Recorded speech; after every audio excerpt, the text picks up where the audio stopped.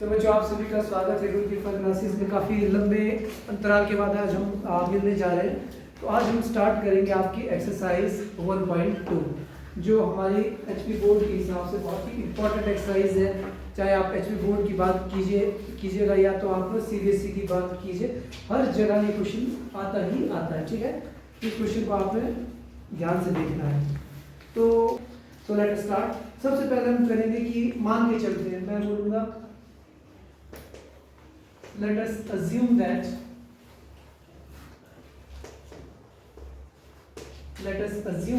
√5 ठीक है जी is rational। अब मैं मान के चला हूं ये क्या है आपका रैशनल है। ठीक है जी, उसके बाद हम लिखेंगे so we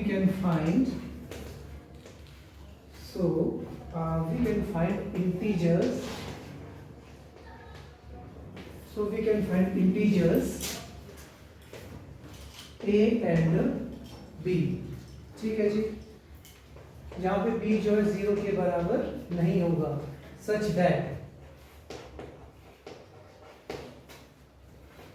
√5 किसके बराबर होगा बच्चों? आपके p अपॉन q के बराबर, या आप इसको लिख लीजिए a अपॉन b के बराबर। इसको हम देंगे equation number 1।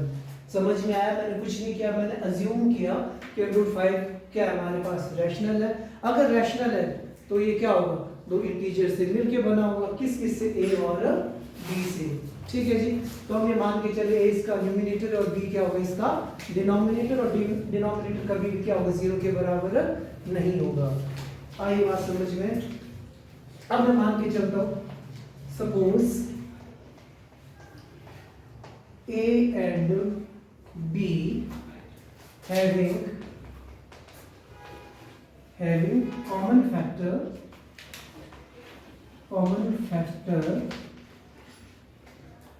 other than 1 between them। मैंने बोला कि भाई, अब ये मान के चला हूं मैं कि भाई ये a और b के बीच में a के अलावा भी कुछ चीज कॉमन है। ठीक है, अब जो चीज कॉमन है उससे मैं इसको क्या कर दूंगा? डिवाइड। और अब मैं बोलूंगा कि इनके बीच में कुछ भी चीज कॉमन नहीं है। So write down, then we can divide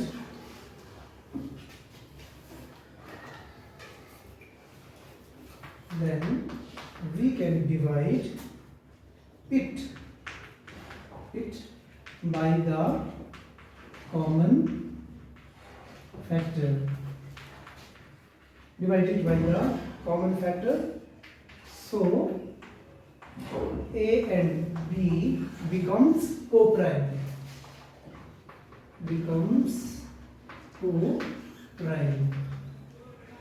अब ध्यान से देखना, अब मैंने क्या बोला? मैं मान के चला a और b के बीच में कुछ चीज कॉमन है a के अलावा। ठीक है जी, अब मैंने बोला जो भी चीज इनके बीच में कॉमन थी उस कॉमन चीज से मैंने a और b को डिवाइड कर दिया। अब उन दोनों के बीच में कुछ भी चीज कॉमन नहीं है। जब कभी भी किसी भी नंबर के बीच में, दो नंबर्स के बीच में कुछ भी चीज कॉमन नहीं होती है। ठीक है जी, तो वो क्या बन जाएगा हमारे पास? को-प्राइम। अब हमने ये मान के चले कि इन दोनों के बीच में कुछ भी चीज कॉमन नहीं है। आई बात समझ में? फॉर एग्जांपल मैंने कोई नंबर लिखा था, यहाँ 10 लिखा था, यहाँ मैंने लिखा था 15। ठीक है जी, तो क्या मतलब कि इन दोनों के बीच में कॉमन क्या था? 5 था ना कॉमन। ठीक है, मैंने बोला जो चीज इन दोनों के बीच में कॉमन है उससे मैंने इनको डिवाइड कर दिया। मतलब 5 को इधर भी डिवाइड कर दिया, 5 से इधर भी डिवाइड कर दिया। अब क्या बन गया ये नंबर? ऐसा। अब मैंने बोल दिया कि इनके बीच में कुछ भी चीज कॉमन नहीं है। समझ में आ गया? पता? अब मैं क्या करूंगा? इसी चीज को गलत साबित करूंगा कि भाई ये को-प्राइम नहीं है। समझ में आया?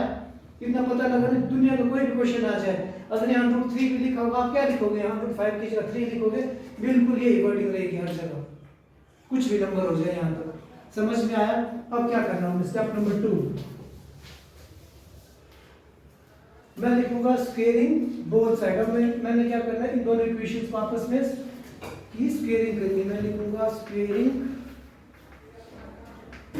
Both side, squaring both side equation number 1। तो क्या हो जाएगा, √5 का स्क्वायर किसके बराबर हो जाएगा बच्चों, a² अपॉन b² के बराबर। √5 का स्क्वायर कितना होता है हमारे पास, कितना होता है, √5 का स्क्वायर कितना होता है बच्चों, 5 हो जाएगा। तो हमारे पास आ गया a² अपॉन b²। मैंने क्या कर दिया, इन दोनों को आपस में क्रॉस मल्टीप्लाई कर दिया। सो मेरे पास क्या आ जाएगा, तो मेरे पास आ गया b² equals to a² upon 5। समझ में आया। मैंने क्या किया, सबसे पहले इस b² को मैं इधर ले गया और इस 5 को नीचे ले गया।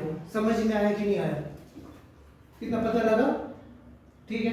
अब देखो, अब आप लोगों को याद होगा कि इस चैप्टर को शुरू करने से पहले हम लोगों ने एक थ्योरम पढ़ी थी, ठीक है। वो थ्योरम क्या बोलती थी, वो थ्योरम बोलती थी क्या, वो थ्योरम बोलती थी कि अगर किसी भी प्राइम नंबर से किसी भी नंबर के स्क्वायर को डिवाइड हम अगर करते हैं तो वो नंबर क्या करता है, उस प्राइम नंबर को भी डिवाइड करता है। कहने का मतलब क्या हुआ, कहने का मतलब ये हुआ कि अगर a² को p कोई नंबर डिवाइड करता है, समझ में आया। ये थ्योरम बोलती है कि अगर कोई प्राइम नंबर किसी नंबर के स्क्वायर को डिवाइड करता है तो वही प्राइम नंबर उस नंबर को भी डिवाइड करेगा। आई बात समझ में नहीं आने वाली है। अगर इस थ्योरम को पढ़ूं तो ये बोलती है late p be a prime number if p divides a² then p divides a where a is a positive integer। ये बोलता है कि p अगर कोई प्राइम नंबर है और वो प्राइम नंबर एक स्क्वायर को डिवाइड करता है तो वो प्राइम नंबर a को भी डिवाइड करेगा। आई बात समझ में कि नहीं आई, आ गई, ठीक है। अब मैं क्या बोलता हूँ, अब मैं उस थ्योरम का यूज करूंगा। अगर ध्यान से देखो तो क्या a² को 5 डिवाइड कर रहा है कि नहीं कर रहा है, बिल्कुल कर रहा है। तो इसका मतलब जो ये 5 है a को भी डिवाइड करेगा कि नहीं करेगा, बिल्कुल करेगा। तो देखो अभी तक हम बोल रहे थे कि इसके बीच में कुछ भी चीज कॉमन नहीं है, कोई इसको डिवाइड नहीं कर रहा है, बट अभी हमने प्रूफ कर दिया कि भाई a² को कौन डिवाइड करता है, 5, और a को कौन डिवाइड करेगा, again 5। So you will write, हम लिख देंगे a² is divisible by 5। so मैंने बोला a² is divisible by 5, so a must be divisible by 5 by theorem 1.1, sorry 1.2, by theorem 1.2। समझ में आया कि नहीं आया, पता लग गया ना कि नहीं लगा यहाँ तक। हमने बोला a² को जो है 5 डिवाइड करता है, तो मैं बोलता हूँ कि a को भी 5 डिवाइड करेगा। कैसे बोल सकता हूँ मैं, बाय यूजिंग थ्योरम 1.2। 3 नंबर का क्वेश्चन थोड़ा तो होगा कुछ इसमें, ठीक है जी, इतना समझ में आया। स्टेप नंबर 1 एजम्पशन करना, स्टेप नंबर 2 स्क्वेयरिंग करना, और उसके बाद अब हमने सबसे पहले किसको कर दिया, a को। अब हम किसकी बात करेंगे, मैंने प्रूफ करना है कि b को भी 5 क्या करता है, डिवाइड करता है। समझ में आई बात, इधर राइट डाउन कर दिया आपने। तो हम मूव करते हैं सेकंड स्टेप की ओर।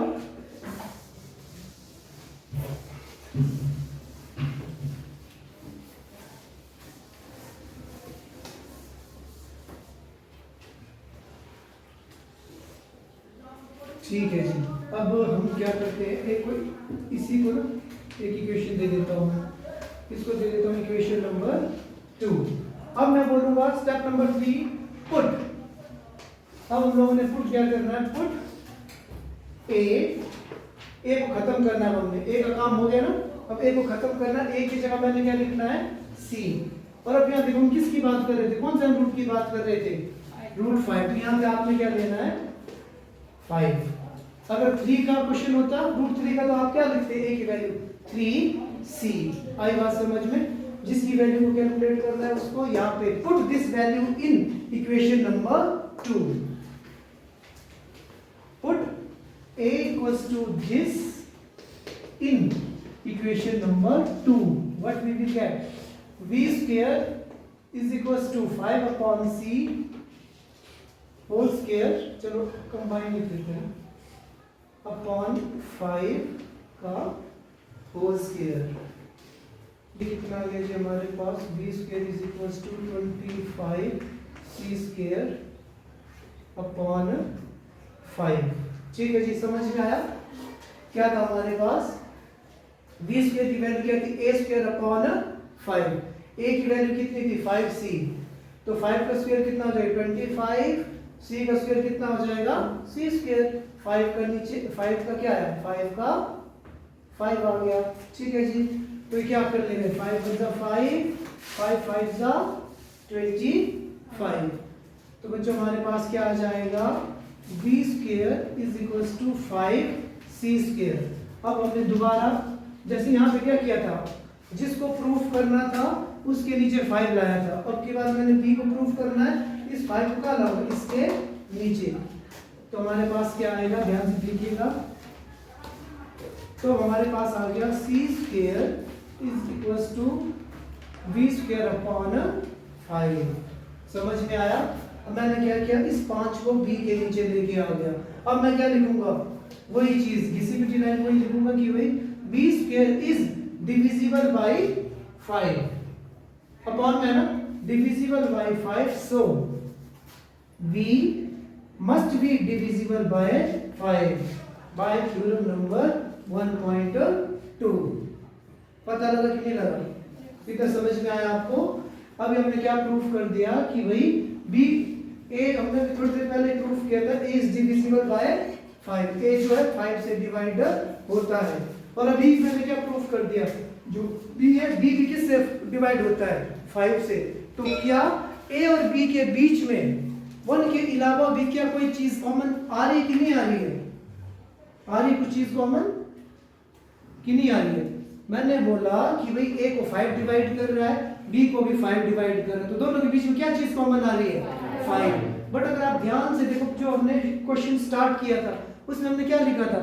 हमने बोला था कि हमने सपोज किया है कि क्या बोलते हैं आपके पास √5 क्या है? रैशनल है। ठीक है जी, और वो रैशनल वो किससे मिलके बना है? वो a और b इंटीजर से मिलके बना है। और हमने बोला था कि इन इंटीजर्स के बीच में कुछ भी चीज कॉमन है, उस कॉमन चीज से हमने इसको डिवाइड कर दिया, और इसके बीच में कुछ भी चीज कॉमन नहीं है। इसीलिए हमने बोला था a और b क्या है? कोप्राइम। बट अभी यहाँ पे क्या हो गया? इनके बीच में तो 5 कॉमन आ गया, तो इसका मतलब जो हमने ऊपर अज्यूम किया था कि वो कोप्राइम है, वो क्या है? गलत है। अगर वो कोप्राइम नहीं है तो इसका मतलब वो क्या होगा? रैशनल भी नहीं होगा, वो क्या होगा? इरैशनल होगा। क्यों? क्योंकि हमने गलत माना था। आई बात समझ में? अगर हमने जाना मंडी था, हम कुल्लू की मनाली की बस में बैठ गए तो गलत ही पहुंचेंगे ना। तो बस जब हम मनाली पहुंच गए तो हमने देखा यार हम मंडी तो पहुंचे, हम कहाँ पहुंच गए? मनाली। तब हमें एहसास हुआ कि हम गलत बस में चढ़े थे। वही हिसाब इस क्वेश्चन में। ठीक है जी, तो राइट डाउन। तो हम क्या लिखेंगे? अब 2 लाइन लिखेंगे, बस 2-3। तो मैं लिखूंगा since 5 is common factor between A and B. So A and B are not co-prime. So our assumption is wrong. Therefore √5 is irrational. बस 3 नंबर का क्वेश्चन है आपके पास। कई बार ये 3 नंबर में आ जाता है, और कई बार मैक्सिमम टाइम जो इसके बाद ये क्वेश्चंस है ना, question number 2 and question number 3 वो ही आते हैं पेपर में। ठीक है, वो इजी है हमारे पास, इसमें इतनी का पहले की जरूरत नहीं है। ठीक है, बट ये सिंगल है तो इसको करना पड़ेगा। अगर ये आएगा तो बिल्कुल आपने ऐसे इसको करना है। कोई डाउट है तो पूछो।